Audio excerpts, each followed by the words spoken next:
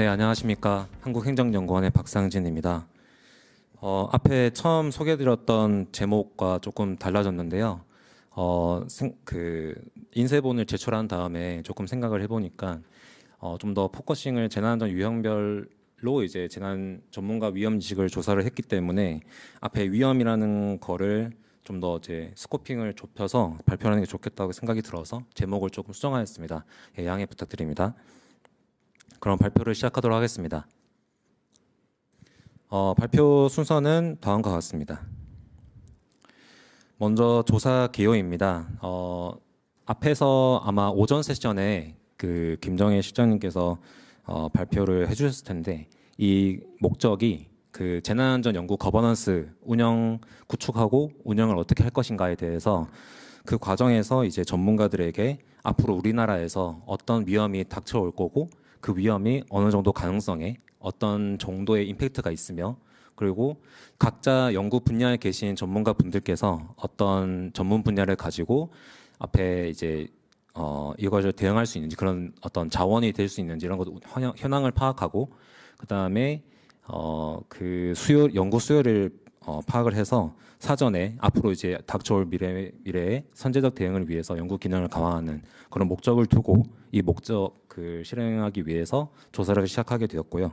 조사 설계는 모집단은 재난안전 분야, 재난 안전사고, 그다음에 기후위기, 기술재난 등 다양한 분야의 전문가들에게 대학 연구기관, 그다음에 정치훈련, 그다음에 지자체 연구기관 등 다양한 연구기관에 계신 전문가분들에게 조사를 시행을 하였고 온라인으로 진행이 되었고 전체 104명 중에 한 81명에게 답변을 받아서 응답률은 한 80% 가까이 되는 걸로 되었습니다. 그래서 주요 조사 내용은요. 첫 번째는 위험 인식. 그러니까 재난 및 사고 유형별로 위험 인식이 어떻게 되는지 현재 상황을 좀 파악을 하고 이것이 단기적으로, 중기적으로, 장기적으로 어떻게 각 재난 및 사고 유형별로 어떤지를 파악을 하고 그다음에 각 위험에 대해서 어떤 발생 가능성, 라이클리후드와 그다음에 영향 정도, 임팩트를 가지고 이제 물어보는 인식을 조사하는 파트가 있었고요. 두 번째는 이런 위험들이 있는데 이 위험들에 대해서 지금 정부의 각 기관들, 재난관리 주체 기관들의 어떤 대응 수준이 어떻게 되는지를 그 인식을 조사하는 파트가 있었습니다. 그리고 세 번째는 앞으로 5년 뒤에 중기적으로 봤을 때 이 대응 예방을 위해서 어떤 수요가 더 필요한지 미리 선제적으로 뭘 준비를 더 해야 되는지 그런 것들을 물어보는 파트가 있었고 마지막으로 어떤 네트워크 구성을 잘 하기 위해서 각 연구 분야에 계신 전문가들의 분야 전문성과 그다음에 그 어떤 연구 수요를 하고 싶어 하는지 이런 것들을 물어보는 파트가 있었습니다. 그래서 4개 파트로 진행이 되고요. 뒤에 아마 그 책자에 보시면 35페이지에 보시면은 부록으로 전문가 설문지 내용이 참고사항으로 들어가 있습니다. 응답자 특성은 100명 80% 가까운 응답자 중에서 아마 대부분 정출련 연구기관과 지자체 연구기관이 많이 포함되어 있는 것도 있기 때문에 그 파트에서 이제 대답을 많이 응답을 해주셨고요. 그래서 나머지 이제 대학 소속기관 이렇게 순으로 응답을 해주셨습니다. 먼저 첫 번째 결과입니다. 첫 번째 결과는 재난 및 사고 유형별 위험 인식입니다. 지금 오른쪽에 보시면은 표에 나와 계시는 것처럼 이게 그 뒤에 부록을 보시면은 이렇게 각 부처별로 감당하고 있는 재난 유형과 사고가 있거든요. 그래서 그걸 기반으로 해서 설문지를 이제 설문했기 때문에 그걸 기반으로 이제 결과가 도출이 되었습니다.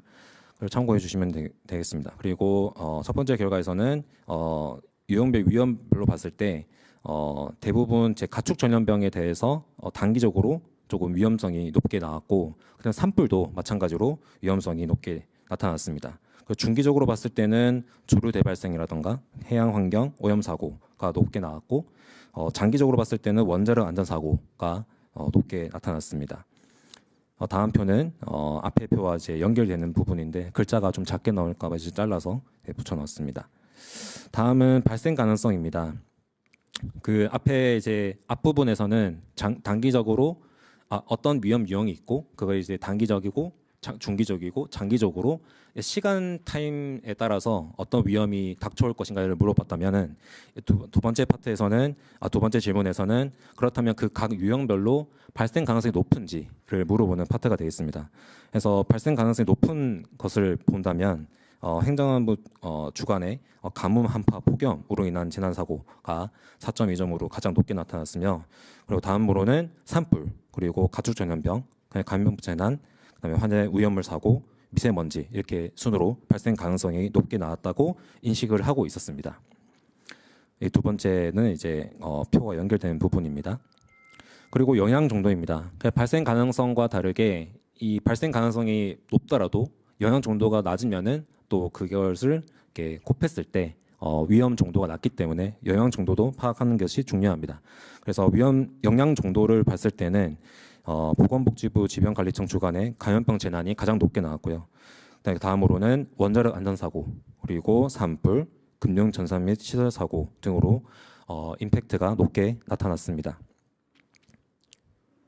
그래서 이것들을 종합을 해보면은 다음과 같이 이제 도표를 그릴 수가 있는데요. 그 밑바탕으로 그려져 있는 부분이 이제 자연재난에 해당하는 부분이고, 나머지는 거의 다 이제 사회재난에 해당하는 부분들입니다.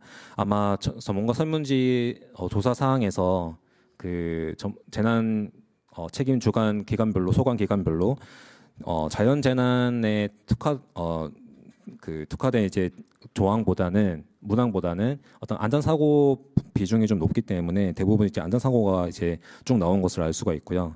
그다음에 이제 자연재난 같은 경우에는 아마 아까 처음에 이제 그 말씀드렸다시피 가뭄, 한파, 폭염 재난사고 이 관련해서가 이제 위험 가능성도 높게 나오고 영향 정도도 가장 높게 나타났습니다. 그리고 풍수에는 산사태와 마찬가지로 풍수에는 이제 가장 우리나라에서 가장 많이 발생하는 영향 정도가 가장 높은, 빈도도 높고 영향 정도 높은 이제 재해이기 때문에 이것도 높게 나왔고, 산사태는 조금 애매해서 지금 원래 재난안전법의 기준으로 보면은 산사태는 사실 자연재난에 포함되지도 않고 사회재난으로 포함되어 있지는 않지만, 산사태라는 것이 비가 많이 와서 무너지는 사례가 많기 때문에 일단 자연재난으로 포함되어야 되지 않나라는 생각에서 일단 밑바탕에 해서 빨간색 테두리를 이렇게 애매하게 표시를 했고요. 그다음에 지진, 화산, 낙뢰로 인한 재난 사고도 발생 가능성은 조금 낮게 나오는데 임팩트가 조금 상대적으로 높게 나온 사례가 되겠습니다. 다음은 위험에 대한 대응 수준입니다. 이것은 이제 각 앞에 부분은 각 재난 사고 유형별로 어느 것이 더 위험할 것인가를 물어봤다면은, 이것은 그 위험에 대해서 정부의 지금 현재 대응 수준이 어느 정도 되는지를 그 인식을 물어보는 거였습니다. 그래서 인식이 대부분 이제 높게 나왔는데, 특히 이제 감염병 재난, 가축 전염병, 화재 위험물 사고 이런 것들이 이제 정부가 효과적으로 잘 대응을 하고 있다라고 이제 답변을 해주셨고, 반면에 인적 국가 방사능 노출 사고는 가장 낮게 나타났습니다. 이건 아마 최근에 있었던 이슈 때문에 그런 것으로 인식이 집계된 것으로 파악이 됩니다. 다음은 앞으로 5년 뒤에 재난 및 사고 유형별로 예방 및 대응, 정부 기능 수요가 무엇이 필요한지 이런 것들을 이제 수요를 물어보는 질문이었고요. 먼저 가뭄, 한파, 폭염으로 인한 재난 및 사고에 대해서 정부 기능이 앞으로 더 확대돼야 된다라는 이슈가 가장 높게 이제 나왔습니다. 그리고 반면에 자연우주 물체 추락 충돌 이 부분은 가장 낮게 나타났습니다. 이건 아마 지금까지 저희가 이제 살아오면서 우리나라에서 발생한 적이 한 번도 없었기 때문에, 경험해보지 못했기 때문에 아마 인식 수준에서 가장 낮게 나오지 않았나 라는 생각이 들고, 가뭄, 한파, 폭염으로 인한 재난 사고가 가장 높게 나온 이유는 지금 기후변화 이슈가 워낙 강하기 때문에 이런 것들이 가장 정부 기능 확대해야 된다라는 인식이 가장 높게 나오지 않았나라는 생각이 듭니다. 다음 파트는 재난 위험에 대한 선제적 대응을 위해서 필요한 융합 평업 연구 주제에 대해서 이제 질문을 던졌고, 그 부분에서 매우 다양한 의견들이 나왔는데, 각 연구진에서 나온 의견들을 이제 자연재난과 사회재난을 구분하고 그다음에 그 안에서 어떤 그 이슈별로 정리를 해봤습니다. 그래서 정리를 해본 결과 기후 및 대응 부분에서 가장 많은 연구 주제가 발굴이 되었고, 뭐 저감 대책을 기술을 뭐 정책 연구를 하는 부분, 그다음에 예측 정보 활용을 어떻게 할 것인가에 대한 부분, 그다음에 이제 공동 대응 체계를 만들어야 된다. 이걸 도시 계획과 연관을 지어서 어떤 대응 체계를 마련해야 된다라는 연구 주제. 그리고 발생 위험 예측 및 대응 방안 마련 연구. 그다음에 디지털 트윈, 최근에 이제 이슈죠. 그래서 디지털 트윈을 활용한 연구가 필요하다라는 연구 주제. 그리고 복합 재난의 이슈도 있었고 탄소 중립에 대한 에너지 정책 연구도 있었습니다. 그리고 수재 관련해서는 침수의 지표면 흐름을 해석하는 연구가 필요하다라는 부분, 그다음에 침수 위험을 반영한 도시 계획 이런 연구 주제가 있었고, 최근에 오송 참사가 있었듯이 지하도로 침수 지연을 위한 이제 설계 기법 개발 이런 연구 주제도 있었고요. 그다음에 해수면 상승을 적응을 위한 기술 개발 및 정책 연구 필요하다라는 부분도 있었습니다. 그리고 산림재해는 산사태 소속류 예측 및 복구 계획 연구, 그다음에 산사태 예경보 시스템에 관한 연구, 그다음에 환경 방사성 동위 원소 기반 토사 유출형 산정 기법에 대한 연구 주제가 있었고요. 그다음에 사회재난으로 넘어가면은 사회재난에서는 감염병 관련해서는 신종 감염병 확산 방지를 위한 범부처 대응 체계의 마련이 연구 필요하다라는 부분가 있었고, 화재 관련해서는 그 시뮬레이션을 하는 부분이 있었습니다. 이건 아마 디지털 트윈 기술을 활용한 연구와 좀 밀접한 관련이 있을 것 같고요. 그다음에 화재 예방을 위한 소방시설 유지 관리 기술이라는 부분도 있었고, 그다음에 시설물 안전 관련해서는 IoT, 인공지능 기반, 뭐 지진력 추정 기술, 구조물 자동화 해석 기술 향상 연구 이런 것들이 있었습니다. 그리고 정보통신 사고 관련해서는 인공지능 관련 범죄 사고, 그다음에 정보통신망 재난 사고, 디지털 범죄 대응 이런 것들이 이제 필요하다 연구 주제가 나타났습니다. 그래서 이런 것들을 기반으로 해서 향후 앞으로 이제 연구 주제들을 묶어가지고 이거를 재난안전 연구 거버넌스를 만들 때 분과위원회를 만들게 되면은 이런 걸 기반으로 해서 이제 묻기도 하고, 그다음에 그 안에서 각 연구 분야에 계신 전문가들의 어떤 연구 주제와 그다음에 전문 분야와 이런 것들을 고려해서 운영을 해 나갈 예정입니다. 추가적으로 향후 계획은 추가적으로 이제 앞에 재난 유형 및 소관 부처별 위험 인식과 대응 수준, 정부 기능 수요를 이제 1차적으로 이렇게 분석을 했는데요. 이거를 좀 더 심층 분석을 해서 앞으로 이제 정책 연구 주제 발굴을 이제 할 예정이고, 그다음에 전문가 앞에서 말씀드렸다시피 전문가 연구 분야와 연구 수요를 추가로 이제 심층 분석을 해서 연구 주제도를 매핑을 해서 운영 자원에 대한 현황을 파악하는 연구를 진행할 예정입니다. 그리고 더 다양한 의견을 수렴해서 융합, 형합 연구를 할 수 있도록 더 활성화시킬 수 있도록 할 예정입니다. 다 부록으로는 아까 처음에 말씀드렸다시피 전문가 설문지를 이제 샘플을 보여드리는 것입니다. 네, 이것으로 발표를 마치도록 하겠습니다. 경청해 주셔서 감사합니다.